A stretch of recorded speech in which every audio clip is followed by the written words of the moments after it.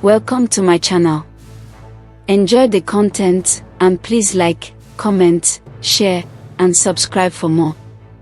In a quiet little neighborhood where the sounds of joy filled the streets and children played from sunrise to sunset, there lived a man named Mr. Hargrove. While the homes around were small and modest, his house stood tall and grand, with high walls and polished gates that gleamed in the sun. Everyone knew who Mr. Hargrove was.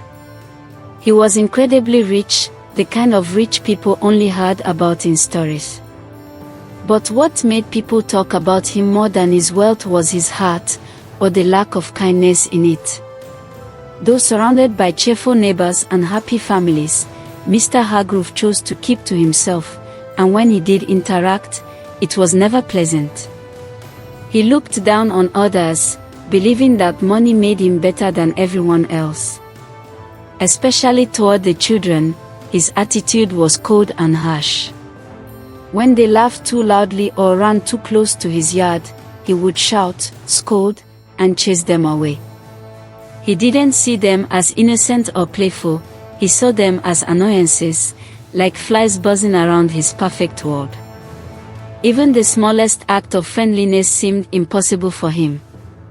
People whispered about his past, wondering what had made him so bitter, but the truth was simple: he cared more for his possessions than for people. His neighbors felt sorry for him, not because he was rich, but because he was so alone. The children, with their open hearts, still tried to smile at him now and then, hoping he might change. But Mr. Hargrove never smiled back. His eyes were cold, and his heart seemed frozen. Life, to him, was about control, about keeping everything just the way he wanted. He didn't know that kindness costs nothing, but its value is beyond measure. That truth would come to him, but only when it was almost too late. Back in those days, long before smartphones or the internet, television was something rare and magical. Most families in the neighborhood didn't own one. It was a dream too expensive for many, and children often listened to stories on the radio or made up games with sticks and stones. But Mr. Hargrove had a beautiful, shiny television, the only one for miles. It sat proudly in the biggest room of his mansion, glowing softly through the windows at night. For the children in the neighborhood, the television was a window to another world, filled with colorful images and moving stories they had only imagined. They would gather outside the tall iron gate of Mr. Hargrove's estate every evening, hoping to catch a glimpse of the flickering pictures through the curtain-covered windows. Their eyes would sparkle with wonder as they watched cartoons, dance shows, and exciting adventures, even if they could barely hear the sound. To them, it was like magic. But to Mr. Hargrove, their presence was nothing short of a nuisance. He didn't see their excitement or feel their awe. All he noticed was that they were near his property, standing on the sidewalk with eager faces and hopeful eyes. That alone filled him with irritation. Time and again, he would storm out of his front door, yelling at the children to leave. His voice was loud, his words sharp, and his face twisted with anger. Sometimes, he didn't just shout, he would wave a stick or shake his fist, and the children would scatter like frightened birds. Yet, something kept pulling them back. Maybe it was the way the screen lit up the night, or maybe it was the stories they saw for just a few moments, but they always returned. Some even tried to be polite, saying hello or asking softly if they could watch for just a little while. But kindness never moved Mr. Hargrove. Not once did he let them in or offer them a seat. He could have been a hero to those children, could have created moments of happiness, but instead, he chose to be the villain in their memories. Every night, the children would leave, disappointed but still dreaming of the next time they might see a glimpse of the stories that danced behind that glass screen. And each night, Mr. Hargrove would draw his curtains tighter, close his doors, and feel proud that he had once again kept his word untouched by the joy of others. As weeks turned into months, and the season slowly changed, Mr. Hargrove began to withdraw from the outside world even more. He stopped attending community gatherings, no longer waved at passing neighbors, and rarely stepped out of his house. He became like a shadow inside that towering mansion, living among expensive furniture, silent halls, and unopened letters. The grand estate, once admired for its beauty, began to feel like a lonely castle where no one was welcome. Mr. Hargrove seemed to believe that shutting the world out would protect his comfort. But even thick walls could not stop the curiosity of children. One day, the sharpest eyed among them spotted something unusual. A small upstairs window, just above the garden hedge, was slightly open. It was barely enough to see through, but for children with big dreams and eager hearts, it was everything. Quietly, they began to gather outside that spot, standing on tiptoe or climbing on each other's backs to peek through the narrow space. From there, they could see the glowing television, still playing its magical stories. It became their secret, one shared with whispers and wide eyes. Every evening, they returned, forming a little line beneath the window, taking turns to gaze inside. Their laughter was hushed, their joy hidden, but it was real. Watching from that distance was not easy, but it made them feel like they were part of something wonderful. However, Mr. Hargrove soon discovered them. He heard the faint giggles, saw the movement from his upstairs room, and felt his anger boil once again. He didn't understand their joy, didn't see the innocence of their wonder. To him, they were trespassers, disturbing his peace.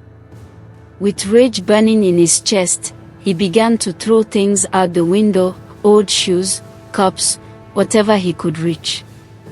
He shouted at them, called them names, and threatened to call the police. But still, they came back, like flowers growing through cracks in the pavement. They weren't trying to cause trouble, they were simply drawn to the light, to the stories, to the dream of a world beyond their own. Even their parents, who warned them nightly, couldn't stop them completely. The window had become a symbol of hope, and they clung to it, not because they wanted to bother Mr. Hargrove, but because they wanted to feel like they belonged to something more. And so, the window stayed ajar, the children kept watching, and Mr. Hargrove continued to fight a battle he didn't understand, one between fear and wonder, control and connection. But that battle was about to take a painful turn, one that would change everything forever. One afternoon, as the sky turned a soft orange and the neighborhood buzzed with quiet energy, something happened that would be remembered for years. The children had gathered once again, eyes bright with excitement as a thrilling adventure film lit up Mr. Hargrove's television. They were quieter than usual, careful not to make noise that might attract the angry man. Among them was a boy named Tommy, a curious child with a kind heart and a deep love for stories. Tommy was patient, waiting for his turn to look through the tiny open window. When it finally came, he stepped up with a smile and leaned in carefully, resting his hand on the wooden frame. Inside, the characters on screen were leaping over rivers and facing fierce dragons. Tommy's imagination soared, and for a moment, he felt like he was flying with them. But then, without warning, Mr. Hargrove appeared. His face was twisted in fury, his voice booming like thunder. "Get away from my house," he shouted. The children scattered in all directions, like birds frightened from a tree. But Tommy couldn't move fast enough. In a fit of blind rage, Mr. Hargrove slammed the window shut with all his strength, and it landed on Tommy's hand. A sharp crack echoed through the air, followed by a cry of pain so piercing it silenced everything around. Tommy fell to the ground, tears streaming down his face, his small fingers trembling in agony. The other children rushed to help him, unsure whether to run for help or stand their ground. The door to the mansion remained shut. Mr. Hargrove didn't come out. He didn't apologize. He didn't even look down to see what he had done. To him, it was just a boy, just a hand, just another nuisance gone. But to Tommy, it was something much deeper. As his mother arrived and cradled him in her arms, rushing him to the clinic, Tommy's heart was filled not just with pain, but with something stronger, a quiet promise. He looked up at the sky through tear-filled eyes and made a vow he would never forget: "I never come here again. One day, I grow up and be someone important. I'll make my parents proud. And I'll never treat anyone the way he treated me."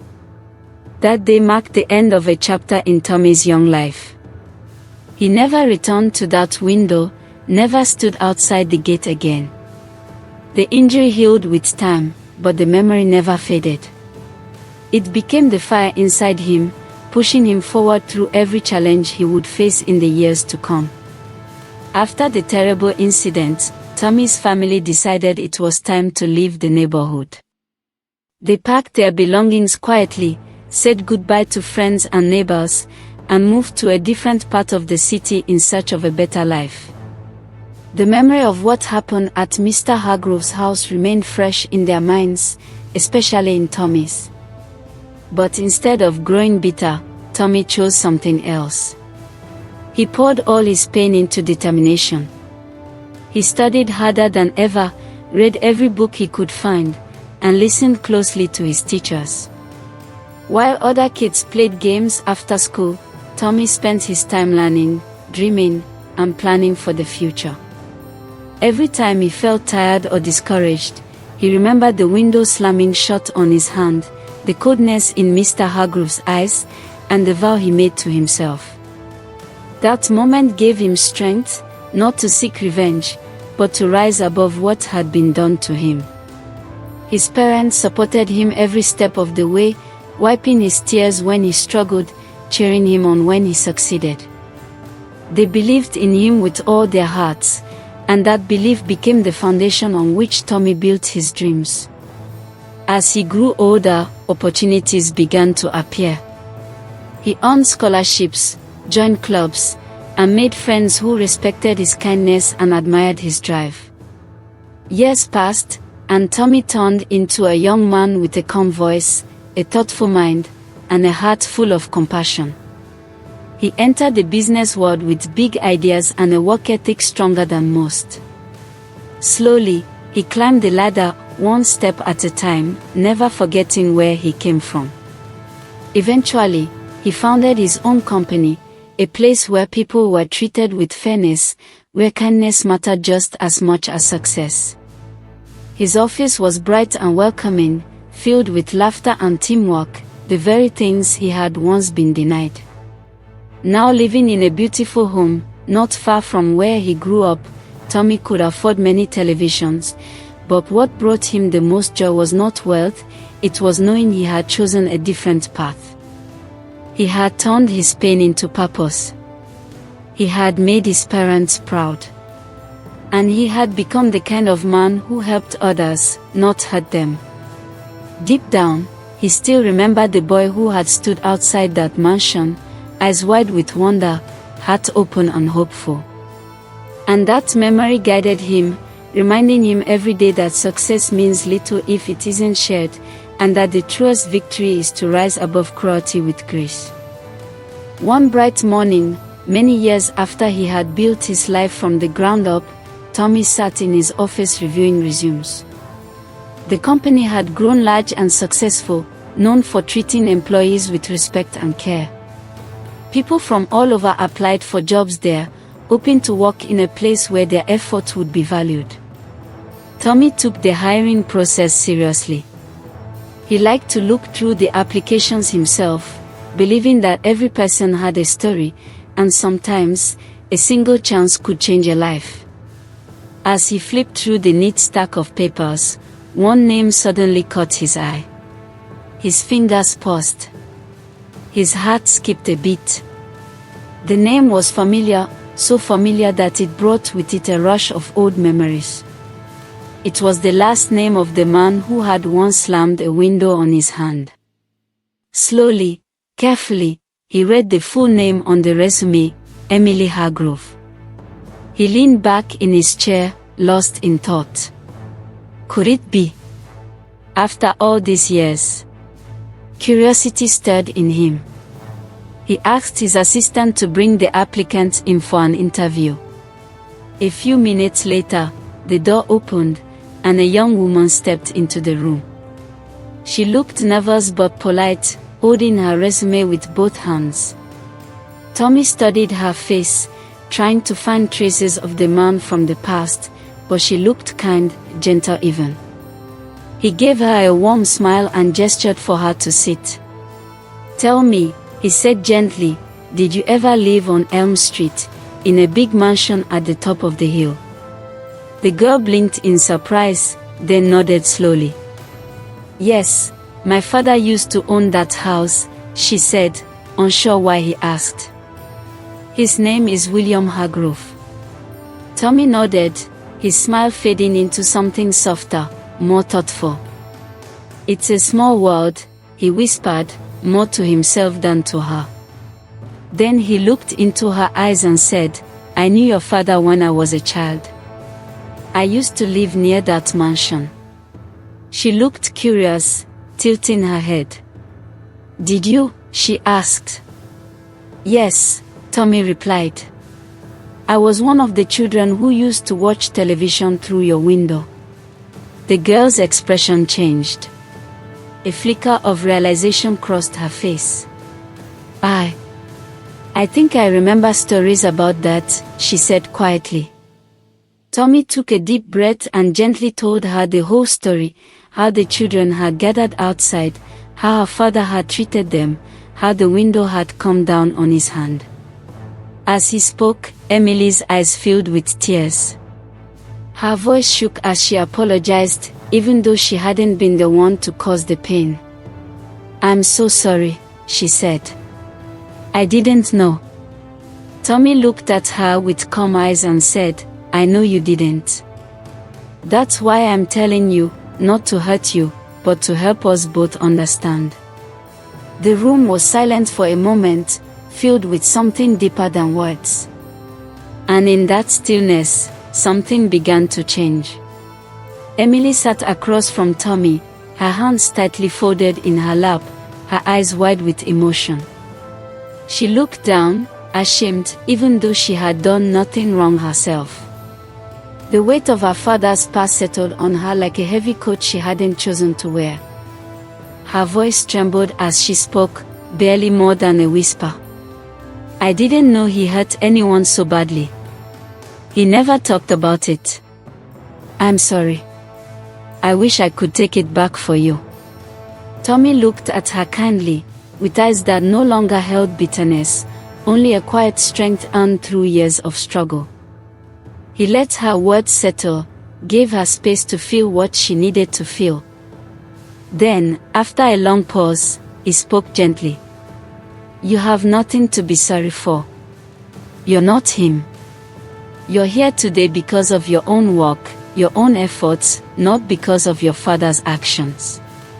Emily looked up, surprised. She had expected anger, or at least rejection. She didn't expect kindness. Tommy gave a small, thoughtful smile. "I made a promise to myself when I was your age," he said softly. "I promised that I would become someone better. That I would never let pain turn me into someone cruel." He paused, then continued, "And that includes choosing forgiveness." Emily's eyes filled with tears again, but this time, they were tears of gratitude.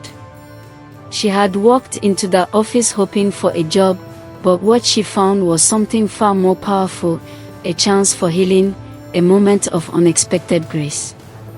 Tommy reached for her resume and placed it gently on the desk. "Your qualifications are strong," he said with a nod. "But even more than that, I can see honesty in you. That matters here." He stood up and extended his hand.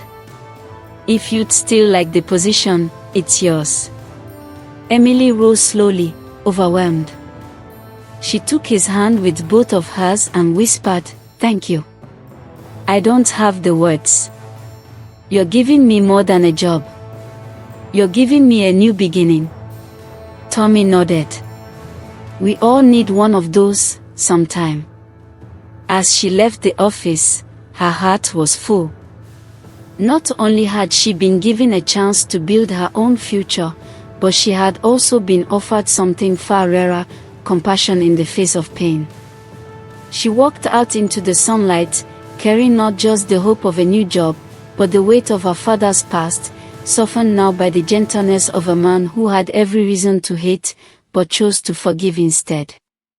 And somewhere deep inside her, something changed. She understood that kindness wasn't weakness, it was courage. The kind of courage that could heal even the deepest wounds. That evening, Emily returned home with a heavy heart and trembling hands. Her footsteps echoed softly through the quiet house that had once been filled with luxury but now stood in silence and shadow.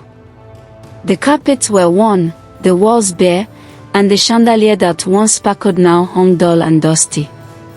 Mr. Hargrove sat alone in his old armchair by the window, staring out at a world he no longer seemed to understand. His once proud eyes were tired now, his shoulders hunched from years of pride turned into regret. When Emily stepped into the room, he looked up with curiosity. "How did the interview go?" he asked, his voice raspy. She hesitated, then sat beside him, her voice soft but steady. "It was with someone from our old neighborhood," she said carefully. "A man who used to live near us on Elm Street, someone you hurt when he was just a boy." Mr. Hargrove stiffened. His eyes darkened with confusion. "What do you mean?" he asked, though deep down, he already knew. Emily took a breath and told him everything, the story of the children watching through the window slamming down on Tommy's hand, the pain that had followed, and the unexpected mercy that had been shown to her. As she spoke, Mr. Hargrove's face changed. First came disbelief, then shame, then something that looked like sorrow. His hands, once firm and commanding, now trembled in his lap. "That boy. I remember," he whispered, his voice cracking. "I was angry. I thought they were invading my space. I didn't see them as children. I didn't care what I did to them." He covered his face with his hands. "And now, he's the one who helped you." Emily nodded slowly, tears in her eyes. "He could have humiliated me. But he didn't. He showed kindness you never gave him." Silence filled the room, stretching between them like an ocean. Mr. Hargrove sat there, broken in a way he had never been before, not by poverty, not by age, but by the weight of his own mistakes. He looked around at the empty room, the faded furniture, the remnants of a life spent chasing power and pushing people away. In that moment, he saw clearly, his money was gone, his reputation forgotten, and the walls he had built had only kept out love. What remained was a daughter he barely knew, and the ghost of a boy he had hurt and never apologized to. "I thought I had everything," he whispered, more to himself than to her. "But I had nothing that mattered." Emily reached out and took his hand, quietly, gently. And as Mr. Hargrove sat in the dimming light, he realized the cruelest part of his legacy was not the riches he lost, but the humanity he gave up to keep them. The world had come full circle, and it had done so with grace, not revenge. A lesson, finally learned, but far too late.